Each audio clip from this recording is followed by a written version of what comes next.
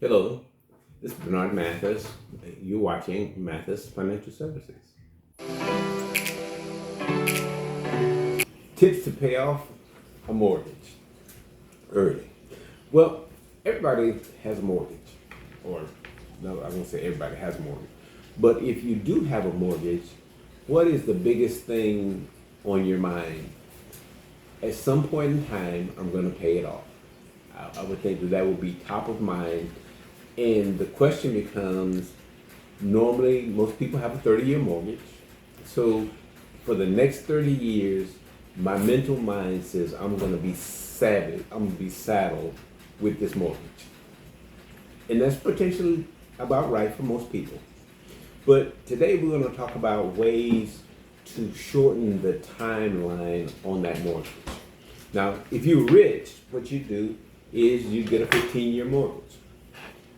It'd be a serious note, but because you're rich, it's not a problem. But if you're just a basic person who has a basic job, who had to put a down payment on that house and did all those other things to finally get that house so that you could be in the neighborhood you kind of want to be in initially, but everything is good. You came out of an apartment, now you're in a house.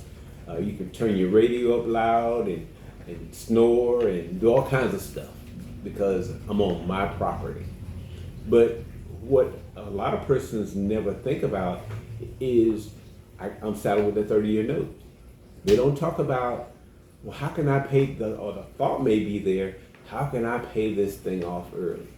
And what I'm going to talk about today are a few ways to incorporate and not break the bank, ways to lessen your mortgage time. I'm sure that may catch your ear. And the number one way to do, what interest rate did you buy your home at? You know, today's interest rates are running 6, all kinds of crazy and above, unless you have floating rates or something along that line. At the end of the day, you still have whatever timeline you signed up for. But what if the rates drop down to 3%? What would you do? Initially, you think, oh, unless there's a whole bunch of things happening in my life, like all of a sudden I went from good credit to bad credit, then I've got to hold on to this thing. But if your credit is the same 5 years later or 10 years later than when you originally bought the house, then what you could do is just go refinance the house. Just go and refinance it at a better rate of interest, which will lower your rates. So if you were at 6%, you go down to 3%, you cut 3% of interest off that loan. The amount of money that you're redoing the loan for is the same, but now you're paying. Your mortgage went from, let's say, $1,000 at 6% down to about $500 if you refinance based on a lower interest rate. So now, not only could you just got more money to spend because your house note got smaller. Just that simple. Just thinking about, hey, let's refinance. Like I said, if your credit is good or as good as it was when you bought the house, more than likely you can go down to that 3% or 4% level, whatever. It's still going to be less than that 6% that you started at. So your note went down. Something very simple. Next thing is, what about making some extra payments? What about making extra mortgage payments? And making extra mortgage payment is kind of semi-simple per se. Because every time you get a raise, what if you just say, well, okay, well, at the end of the year, we're just going to save, let's say your mortgage is $1,000 a month, and let's say you get a raise, you say, okay, every time I get a raise, whatever that raise is, I'm going to take $1,200 out of my raise and make 1 month's payment ahead for the year. I'm just going to make an extra payment. Well, every time you make an extra payment, the principal dollar amount has gone down, which means that your mortgage, if you had a 30-year mortgage, then they're taking that $1,200 is taking 1 month off your 30-year note. So if you were to do that for the next 30 years, instead of having a 30-year note, it would be down, let's say 12 years potentially, or down, it would be down much closer than it is now if you made one whole extra note. What about making? What about taking some money and saying, well, and when you, let me go back and kind of clarify too. Every time you send this extra money towards your note, you make a separate check out. You make your regular payment check, and then whatever else you want to send to the mortgage company, you write that as a separate check, and you tell them to put that toward your principal. Because otherwise they'll just mingle it all together if you don't specify that you want it to go against the loan principal itself.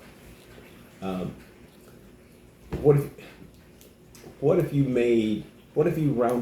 payment was $950 a month? You just kind of make it simple. Or $850 a month.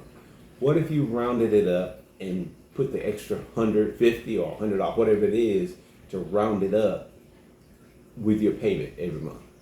I can't make a whole lot of, I can put $50 toward it. I can put $100 toward it. I can put $75 toward it. I can put $25 toward it.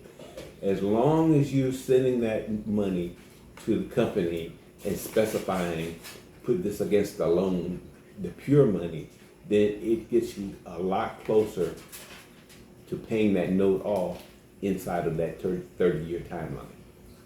So let's say that you paid the $50 and it cut 3 years off your note, your 30-year note. So now instead of having a 30-year note, you got a 27-year note. Just think of what you saved. You saved $36,000 if your note is normally, if it cut 3 years off your note, you just saved $36,000 at the end. Instead of having a 30-year, you paid it off in 27. So you saved $36,000. Simple math. $1,000 note, 12 months, 12,000, 24,000 second year, 36,000 the third year. That's actually going back into your bank account. What if you did $1 a month? What if you just paid $1 every month without fail against your principal for the next 30 years? You probably cut off about a year of payments. So instead of a 30-year mortgage, just paying that extra dollar, you probably have about a 29-year mortgage. But at the end of the day, you save $12,000. Anytime, let's talk about another thing that happens to you. On your job, aren't you ever going to get a raise? I mean, it'd be kind of wonky to say you work for the same company for 25, 30 years and they never gave you a raise. Even school teachers who really balk about not getting a raise, they get a raise, they get 2% or 3% or whatever.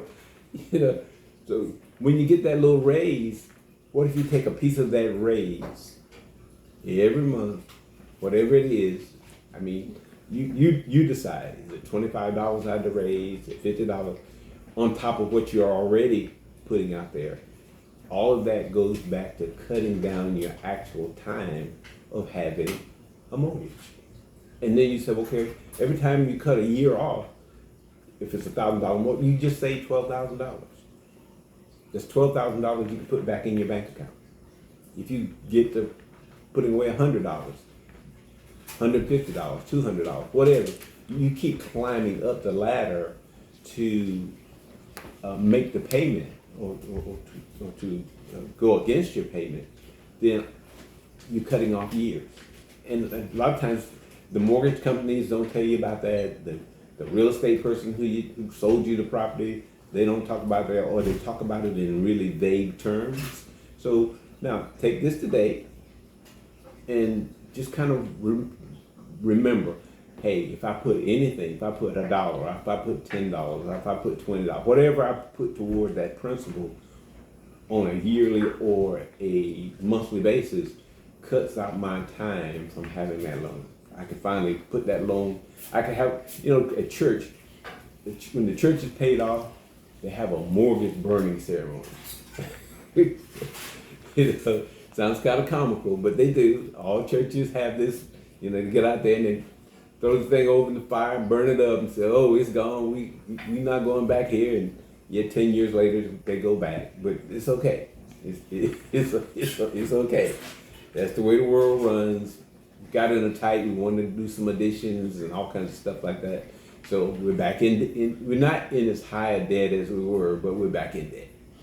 But like I said, if that paying that home off early puts you in a new position so that you can do something else with the balance of your life inside of a 30-year timeline.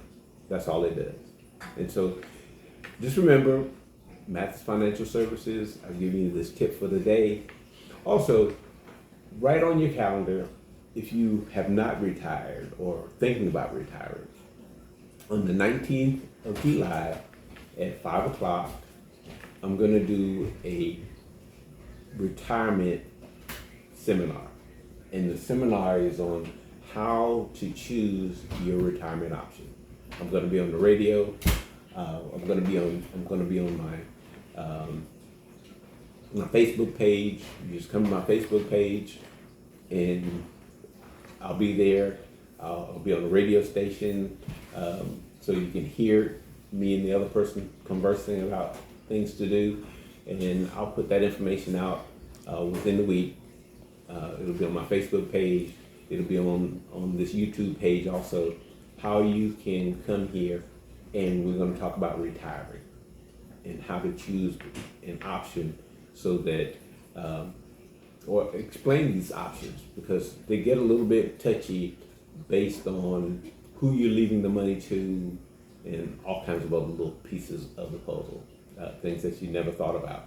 Like from a tax standpoint, not only from a financial standpoint, but from a tax standpoint of how to do some things with your sick leave and your annual leave and all those kinds of things, and it not become a taxable event to you. So I'm signing off. Thank you for listening, and don't forget, call a friend and tell them to join up on my on this page. So thank you. Signing off, Mathis.